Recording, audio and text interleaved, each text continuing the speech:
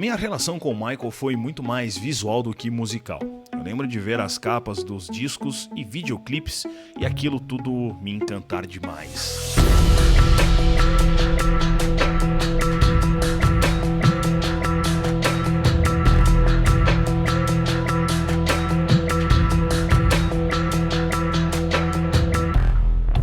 Michael Joseph Jackson tinha uma família bem numerosa, cara, né? Ao todo ali eram 9 irmãos, filhos de Joseph e Catherine Jackson. O velho era mandão e rígido, sustentava a família trabalhando numa siderúrgica e tudo era muito difícil. Eles viviam em uma choupana de 2 quartos na região de Gary, ali por Indiana.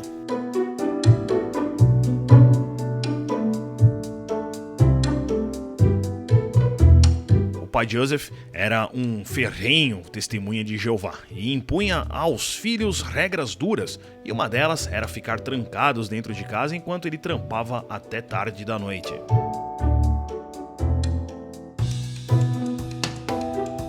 Mas você sabe como são as crianças. Seguir regras não é com elas. Os irmãos acabavam dando uma escapada para a casa dos vizinhos e lá começaram a se interessar por música, aprendendo a cantar, enquanto os irmãos mais velhos mexiam na guitarra do Joseph sem a sua permissão.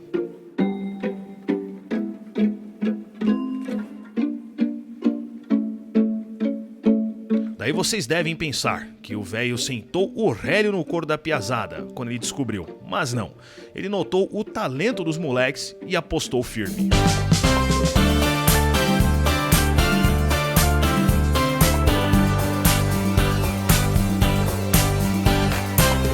Jackson pai foi esperto, sacando que a família tinha o dom da música, se mandou de Gray para a Califórnia, e aí nasceu o Jackson 5.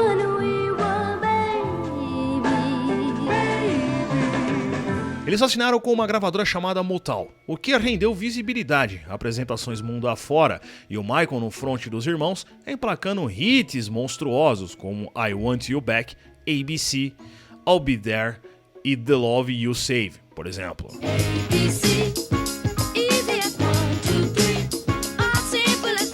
Era notável o destaque que o Michael tinha em relação ao resto dos irmãos. A gravadora, notando isso, lançou a carreira solo dele em paralelo com a banda dos manos.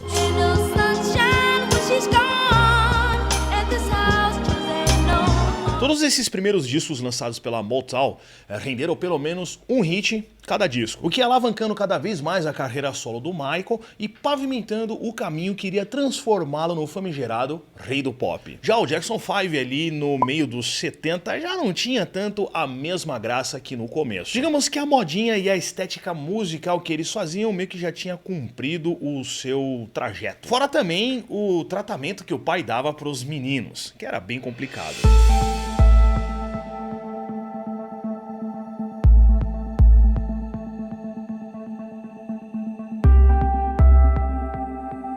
Joseph era duro com as crianças, maltratava, batia e os ensaios eram todos supervisionados por ele, que segurando uma cinta na mão intimidava os moleques.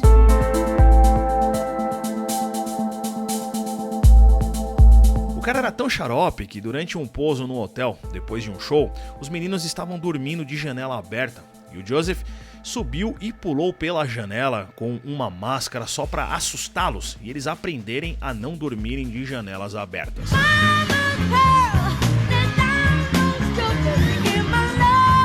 Já nos anos 90, o Michael deu uma entrevista a Oprah e disse que quando era criança chorava muito por conta da solidão e que só de ver o pai na sua frente vomitava.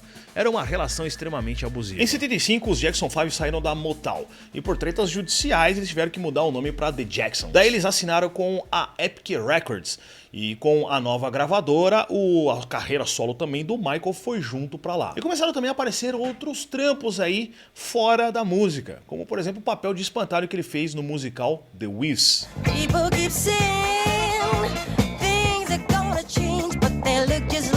Nesse meio tempo, ele trampava em cima do disco Off the Wall, e quando foi lançado, ganhou um espaço gigantesco na mídia e hits de sucesso.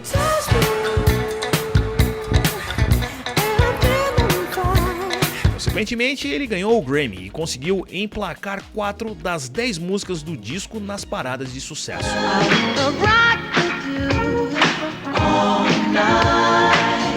Mesmo a carreira solo dele bem mais promissora que a do grupo com os irmãos, a pedido de sua mãe, ele continuou o trabalho em paralelo com eles, o que deixou pouco espaço para o Michael se focar no disco sucessor do Off the Wall, e mais oportunidades apareciam ao mesmo tempo, como o de gravar a trilha do filme E.T.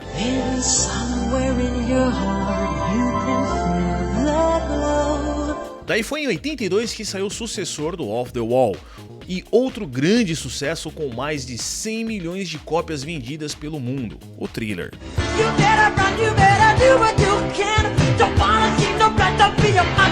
Thriller mudou o jogo na dança, na moda e televisão. A partir daí, o Michael se fincaria de uma vez por todas como o rei do pop.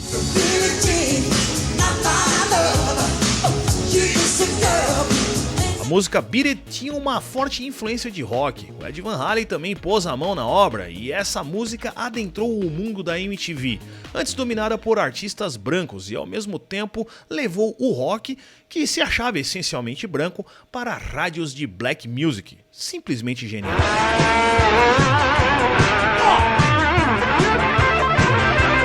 Cada disco lançado era uma paulada nova.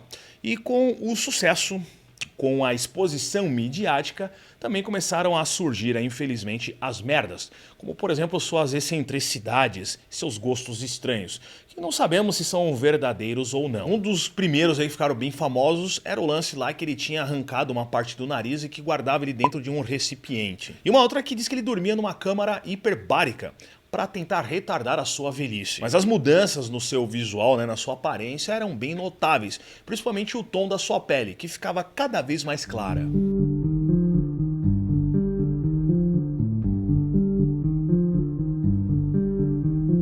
Especialistas acreditavam que o Michael teria se submetido a um tratamento intensivo com hidroquinona, uma substância capaz de clarear a pele.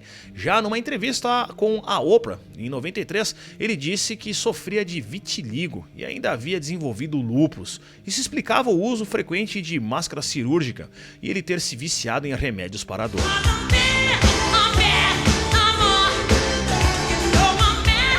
Mas a vida seguiu. Dangerous foi lançado e com ele mais hits que retomaram um certo período dele longe das paradas com algo novo.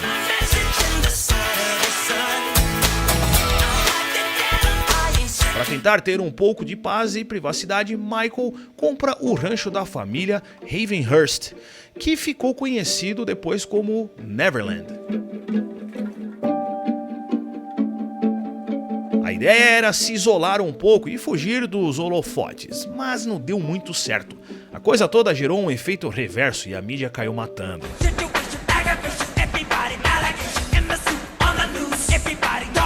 No começo dos anos 90, ele fundou a Heal the World Foundation para ajudar crianças ao redor do mundo e doou milhões de dólares pelo mundo afora para as crianças em situações de risco. Mas em 93, durante a turnê do Dangerous, ele entra numa polêmica bem complicada aí e é acusado de abusar de uma criança. Mesmo com a turnê sendo cancelada, ele conseguiu um puta público aí com as apresentações que ele já tinha feito. Basicamente, desde as polêmicas ali com as mudanças visuais que ele estava sofrendo, a carreira dele meio que entrou em um declínio. A carreira musical em si do Michael tem muito, mas muito detalhe mesmo, cara. E aí seria preciso aí fazer um vídeo de pelo menos 1h30, 2 horas. E aqui o jogo é rápido. Então vamos pular aí para os momentos finais da carreira dele. E se você quer ver um vídeo mais completão, um documentário de fato sobre ele, eu te recomendo ir até o canal do Castanhari e ver um vídeo já antigo, aí um vídeo não, né? Um documentário já antigo sobre a história do Michael com bastante detalhe aí, cara.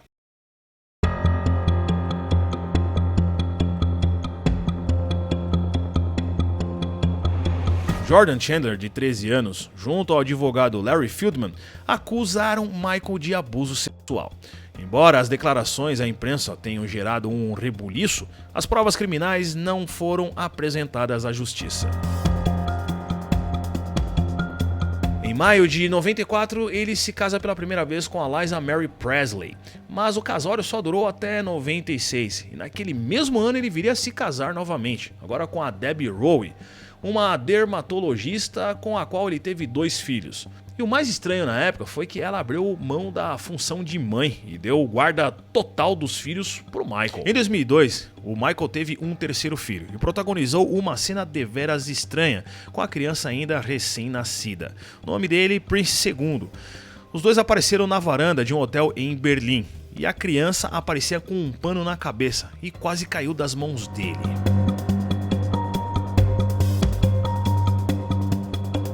Em 2003, outra acusação de abuso infantil surgiu, dessa vez de um menino chamado Gavin Arvizo. Michael foi absolvido por falta de provas, mas mesmo assim isso causou sérios problemas emocionais nele, e ele acabou ficando recluso e só voltou a ser visto em público quase um ano depois, e fechou a Neverland.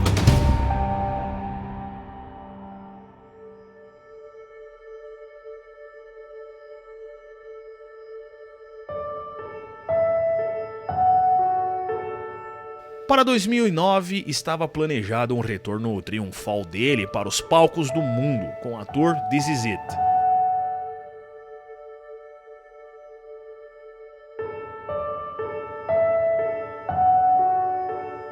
A hype em cima dessa turnê estava em alta e todos estavam esperando a grande volta do rei do pop.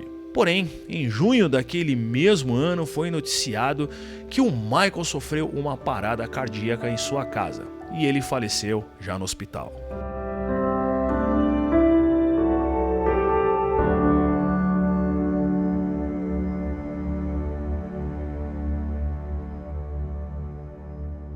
Várias teorias começaram a cercar a morte do cantor, né, velho? Uma delas aí, e que muitos acreditam, é que por conta das suas dívidas, ele forjou a própria morte e tá vivendo em algum lugar aí isolado do mundo sem ninguém saber. Uma mais recente que foi espalhada e vazada pelo grupo Anonymous é de que ele estaria criogenizado, nem sei se existe essa palavra.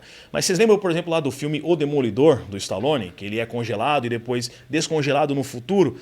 Então, diz a lenda aí que o corpo do Michael encontra-se então congelado para que num futuro aí não tão distante ele seja descongelado e volte a viver. Enfim, em todo caso, para todos os efeitos, o Michael morreu. A música dele tá aí pra gente continuar a degustar. Mesmo ele tendo se envolvido em problemas sérios aí, muitos deles não se sabe se eram verdadeiros ou não, a música que ele produzia, o artista que ele foi, mudou todo o curso da história da música pop e da indústria fonográfica. Isso é um fato inegável e não tem como mudar.